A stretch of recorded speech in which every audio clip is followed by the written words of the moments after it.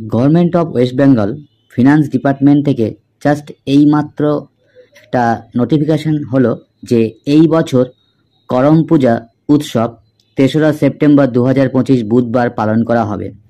এর ফলে অর্থ দপ্তরের পূর্বের মেমো নম্বর ৪৭১২ FP2 তারিখ ২২/১১/২০২৪-কে আংশিক সংশোধন করে রাজ্যপাল মহাশয় সিদ্ধান্ত নিয়েছেন যে ৩রা সেপ্টেম্বর ২০২৫ বুধবার দিনটি রাজ্য সরকারি ছুটি হিসাবে ঘোষণা করা হলো।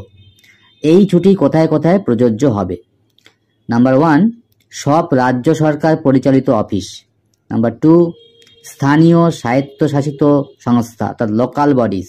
3 নম্বর, আইনি স্বায়ত্তশাসিত সংস্থা ও বোর্ড সমূহ স্ট্যাটুটরি বডিজ বোর্ডস। 4 নম্বর, কর্পোরেশন সরকার অধীনস্থ প্রতিষ্ঠান ও সংস্থা কর্পোরেশনস অর্থাৎ আন্ডারটেকিংস।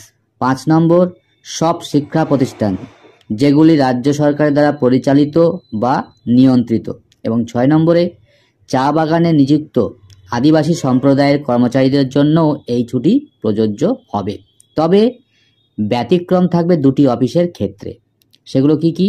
যে 1, রেজিস্ট্রার অফ অ্যাসুয়ারেন্সেস কলকাতা।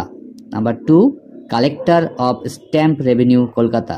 এই দুটি অফিসে ওই দিন ছুটি থাকবে না। তো অর্ডারটা হেভি ইম্পর্টেন্ট।